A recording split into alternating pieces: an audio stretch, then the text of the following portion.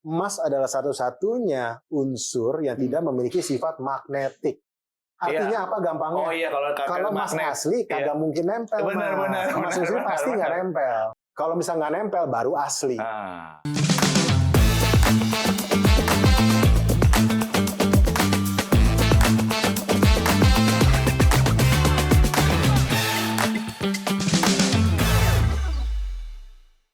Mas, Antam itu banyak gak sih dipalsuin? Nih nanya aja karena tadi kan yang ngomong soal pasar sekunder, harga naik lagi kan sampai 30%, nggak usah dibeli. Tapi ada gak sih yang malsuin gitu, Mas? Ya, namanya... Nih kebetulan ada nih barangnya nih. Apa sih, gimana sih cara tahu bahwa ini barangnya asli atau nggak asli itu dari mana? Ada gak, Mas? Siap, kalau kita lihat, ada cara. Jadi gini Mas Wede, kan kalau pasar sekunder itu beda dari pasar primer. Pasar primer itu fresh bar yang Antam produksi, Antam jual. Betul. Harganya resmi bisa dilihat di semua website. Betul. Kalau pasar sekunder kan Antam juga nggak punya wewenang buat mengontrol itu. Kita bisa melarang orang jualan, Mas. Betul. Dan kayak kita nggak kayak obat. Obat kan ada harga eceran tertinggi. Betul. Kalau di emas kita nggak boleh. Betul. Itu kita kena, kalau nggak salah, larangan monopoli. Nggak bisa. Betul. Tapi kita bisa himbau adalah kepada masyarakat edukasi. Kasarnya kalau mereka didapat harga tadi ya yang terlalu tinggi, jangan beli dulu. Tunggu cari sumber yang terpercaya. Nah, kalau emang nggak dapat, nggak usah beli dulu. Tunggu harga wajar. Karena kita mesti sama-sama perangi praktik percaloan. Biar mereka nggak hidup, biar mereka nggak tumbuh kembang. Nah, terkait gimana bedain asli apa palsu, ada nggak? Pasti ada, Mas. Saya sih rasional aja ya. Kalau barang laku, baik dicari, nggak mungkin ada yang coba bikin kalungnya. Cuma sebenarnya masyarakat, Sobat Cuan, gampang cara bedainnya. Kalau kita lihat di sosial media, banyak tuh narasi. Weh, beli emas tuh bukan bungkusnya, emasnya bro. Kan gitu. Iya, benar. Saya setuju, beli emas itu bukan bungkusnya, tapi emasnya. Di Antam itu, izin ya Mas. Ya, silakan Mas. Nah, di Antam ini kan ada bungkusnya. Bungkus ini adalah proteksi pertama kita untuk memberikan keyakinan ke masyarakat. Ini ada barcode di belakangnya. Oh iya, benar. Bisa di-scan. Benar. Ini keasliannya terjamin dari sini. Tapi di sosial media saya juga di Antam kita mantau Mas setiap hari Mas Wede. Iya. Ada tuh video yang dibuka sertifikatnya, kemudian emas dalamnya diganti, ditutup lagi. Betul. Kelihatan kayak asli. Betul. Jadi di-scan tembus, dalamnya bodong. Kan gitu kan? Iya. Nah, sebenarnya kita udah mempelajari itu kalau dipakai UV, kelihatan nih samping-sampingnya ini pernah dibuka. Karena proteksi sebenarnya yang pertama secara sertifikat ini ada bisa di-scan, Certi-Eye, kemudian secara UV itu bisa kelihatan nih. Tapi kan masyarakat nggak praktis lah kalau pakai UV. Saya ngerti, UV itu kalau untuk pedagang ya punya alat ya. Kalau masyarakat mana mungkin bawa bersinar UV kan? Betul. Nah, cara gampangnya adalah emas adalah satu-satunya unsur yang tidak memiliki sifat magnetik. Artinya apa gampangnya? Oh iya, kalau emas asli kagak mungkin nempel. Benar. Emas asli pasti nggak nempel. Gila. Nah, jadi mau bungkusnya diganti kayak gimana pun, bungkusnya kalau diganti gimana pun, kalau ini ditempel ke magnet, nempel palsu. Kalau misalnya nggak nempel, baru asli. Nah, pertanyaannya, Mas, saya kan nggak mungkin bawa magnet. Ya nggak apa-apa, suruh tokonya dong. Kalau beli di toko selain Antam, dan teman-teman ragu, misalkan nih, baru pertama kali mau beli, nggak pernah punya histori sama toko tersebut. Betul. Ya minta toko buktiin, coba ada magnet nggak? Kalau ditempelin magnet, dia nempel, tinggal, nggak usah beli. Nah, kalau misalnya toko nggak punya gimana? Ya nggak usah maksa. Iya, betul. Daripada nanti kita menyesal gitu Mas ya? Iya, kan soalnya kan ya udah mahal emas kan, kemudian jangan sampai kita ditipu. Jadi teman-teman benar, jangan beli bungkusnya, beli emasnya benar. Caranya gampang. Biarpun ini dibungkus plastik, Mas Wede, kalau ditempelin magnet, dia nempel, itu berarti palsu. Gak usah nunggu dibuka, tempel aja. Menarik tuh. Tuh kan pada ngangguk-ngangguk semua kan di sini kan.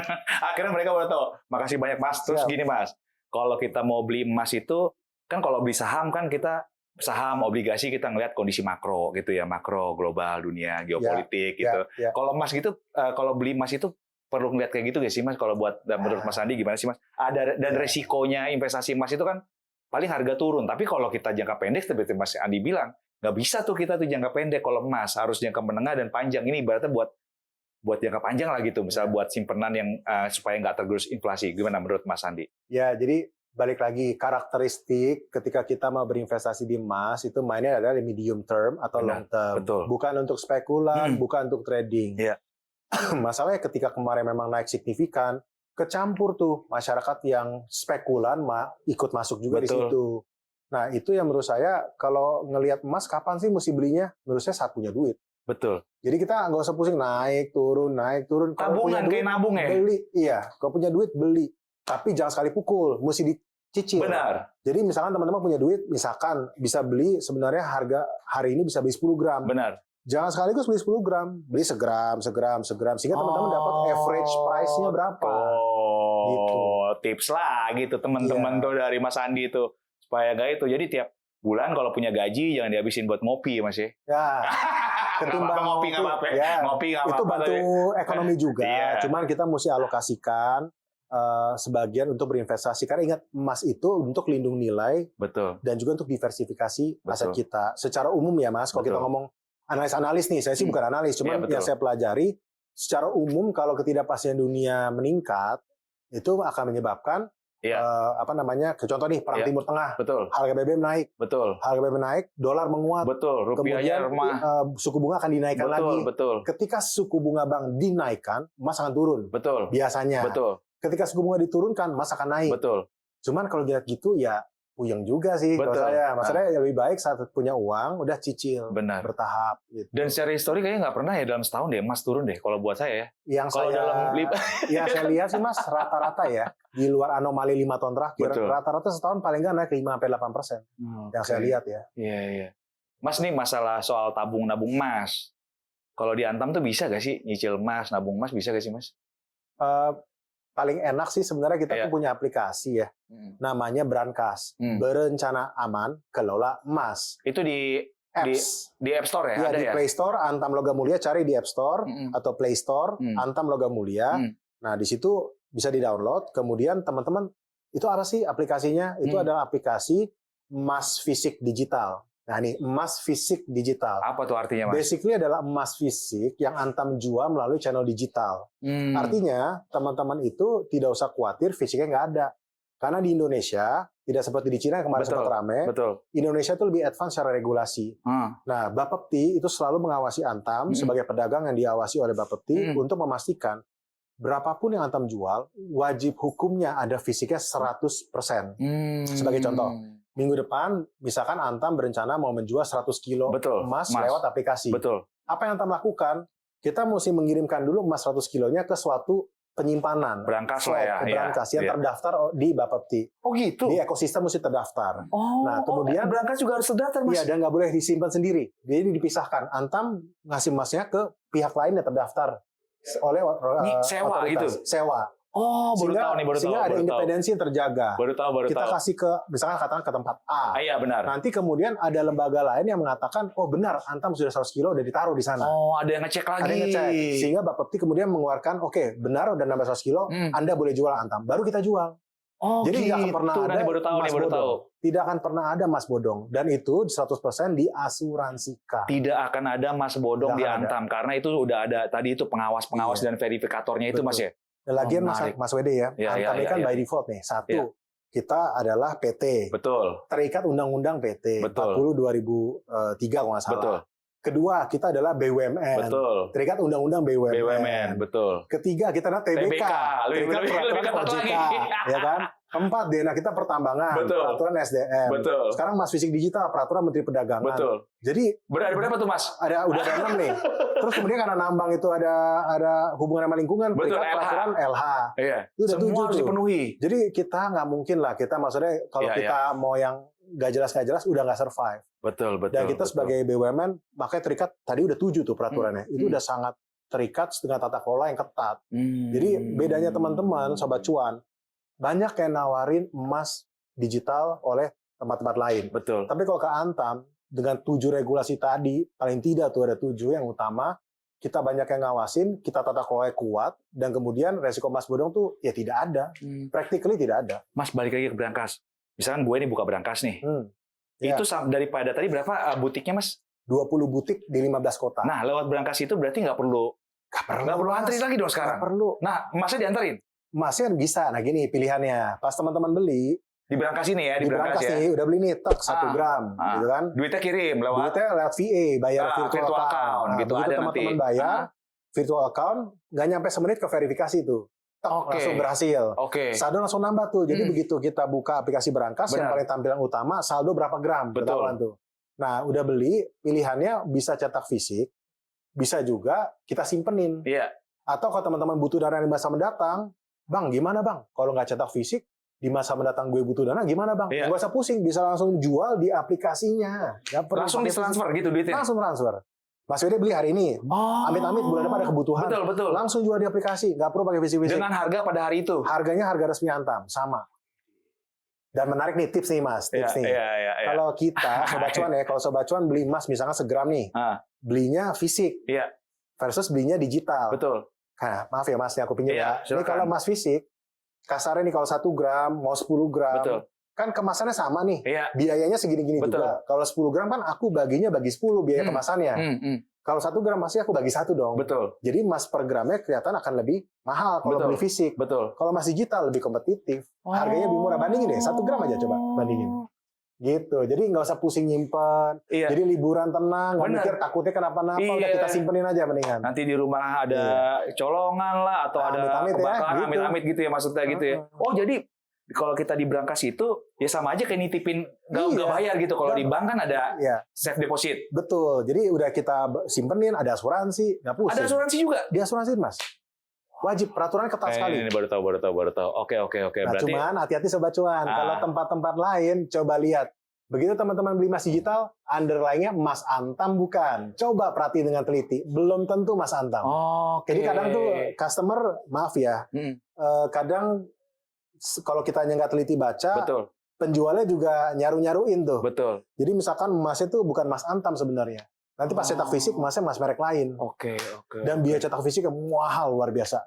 Bisa mungkin paling tidak ya, bisa 4 kali, 5 kali lipat Antam, bahkan ada sampai 10 kali lipat Antam. Kalau Antam berapa? biaya cetaknya? Cetak fisiknya saya agak lupa angkanya, cuman kisaran itu kalau nggak salah ya, nanti bisa dicek teman-teman, sekitaran 60.000 sampai paling mahal itu saya lupa 200 sampai 300.000 kalau pecahan besar. Oke. Di tempat lain 300.000 tuh starting point-nya Mas. Waduh. Serius, itu nanti mahal kita banget. Coba cuan, nanti kita cek. Dan ke depan kira-kira akan ada terobosan apa nih Mas Antam, Mas? Nah, doain ya Sobat Cuan, Mas Wede. Iya. Kan saat ini aplikasi kami baru bisa menjual emas fisik digital. Kalau mau beli emas fisik lewat website, itu ada tuh website www.logamulya.com. Iya. Nah, kita pengen nanti disatuin semua di satu aplikasi. Semua layanan ini jadi satu aplikasi. Emas fisik digital di situ. Beli emas fisik beneran yang dikirim ke rumah itu juga bisa di situ. Jadi teman-teman pakainya apps bukan lagi website. Karena memang kita lagi mau meluncurkan itu, doain aja kira-kira di semester kedua tahun ini kita mau luncurin. Karena dengan nanti yang baru itu semua secara kapabilitas sistem, infrastruktur IT, itu akan lebih strong lagi buat meng-capture demand yang makin lama makin tumbuh secara signifikan. Oh, jadi sekarang udah tuh Sobat Cuan, jadi nggak perlu antri-antri lagi di di butik-butik toko-toko Antam, nggak perlu lagi kalau Mas Andi nggak perlu beli di toko-toko sekunder gitu, maksudnya bisa pakai aplikasi semua dan bisa dikirim gitu Mas ya, di deliver Mas ya. Betul. Di deliver. Nah, ke depan kira-kira harga emas bakal seperti apa sih Mas? Kalau harga masih menjanjikan nggak menurut Mas? Secara pasti outlook ya. pasti positif. Outlook kalau kita ngomong medium atau long term pasti positif. Pasti arahnya naik menurut saya, menurut keyakinan saya nih. Pasti naik. Betul. Tinggal teman-teman berbicara, Sobat Cuan berbicara kapan belinya ya. Tadi saya bilang menurut saya cicil aja. Betul. Jadi teman-teman dapat harga average. Nggak pusing. Kalau all in sekali pukul, wah sakit kepala, besok turun. Tapi kalau misalnya dicicil kan enak tuh, average-nya dapat. Nah, sama kedua tadi channel resmi pembelian kita tuh ada channel resmi Antam. Dan ini saya juga mesti luruskan nih Mas Wede. Kita juga sebenarnya tuh ada channel resminya Antam yang sendiri, ada juga kontrak-kontrak dengan reseller resmi yang berkontrak sama Antam. Karena di sosial media saya suka baca. Di mana tuh Mas reseller itu Mas? Nah, itu memang itu berarti barangnya pasti barang Antam asli gitu ya. Barang Antam asli. Dan itu berkontrak resmi sama Antam juga. Karena di sosial media saya baik melihat narasi ada orang yang itu lagi dapat barangnya padahal dibutuh udah habis. Orang dalam Antam main sama itu. Iya, jadi astaga, jadi fitnah lagi ya. Iya. Kan jadinya kan begitu. Jadi saya mesti meluruskan. Emang dari dulu mah juga Antam selalu ada reseller gitu. Kayak ibaratnya mobil ada ATPN. Iya, betul. Itu channel-channel resmi. Betul. Nah, cuma memang bagaimana mitra-mitra kita yang reseller tadi harus wajib hukumnya membantu bersama-sama menjaga brand Antam. Tidak menyebabkan harga sekunder itu naik signifikan. Jadi reseller-reseller kita itu kita pantau juga Mas. Kalau ada yang tidak bisa bersama-sama membantu menjaga brand emas negara ini, brand emas ke Bank Indonesia, kita bisa batasi. Gitu, kita bisa evaluasi kembali. Karena mereka harusnya membantu distribusi ke masyarakat, Kalau mereka ngambil margin wajar, fine. Tapi kalau misalnya udah ekonomi keserakahan, ya kita tentu perlu tegas di situ. Jadi kalau Sobat Cuan ada informasi seperti itu, tinggal info ke kita aja. Kita evaluasi. Kita sama-sama jaga ekosistem ini sehat. Tuh, menarik tuh. Dan saya juga baru baca nih di media sosial nih, dari UBS, katanya ke depan harga sih masih tinggi. UBS kan salah satu mungkin pemain emas besar ya Mas ya.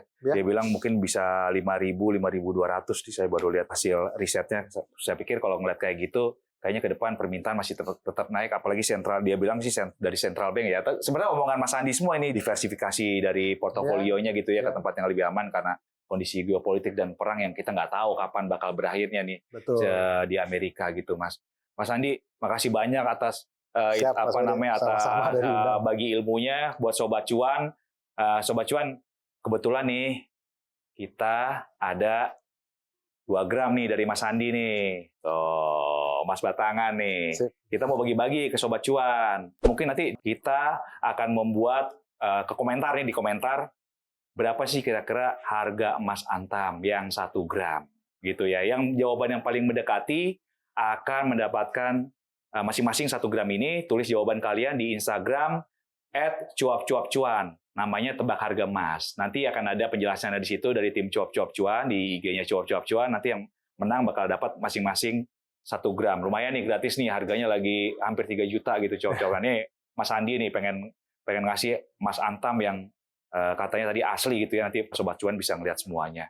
Jadi demikian, makasih banyak Mas Andi, sama-sama Mas Bro Andi atas insight-nya buat Sobat Cuan yang lagi gandrung emas, supaya bagaimana bisa berinvestasi dengan bijak gitu ya, duit untuk emas itu mendingan ditabung aja tiap bulan gitu konsisten supaya lindung nilai, duit kita nggak tergerus oleh inflasi. Demikian perbincangan saya dengan Mas Andi Sutanto, Direktur Komersial PT Antam Tbk. Semoga bermanfaat bagi kita semua. Kalau ada masukan, silakan tulis nanti di komennya Cuap-Cuap Cuan.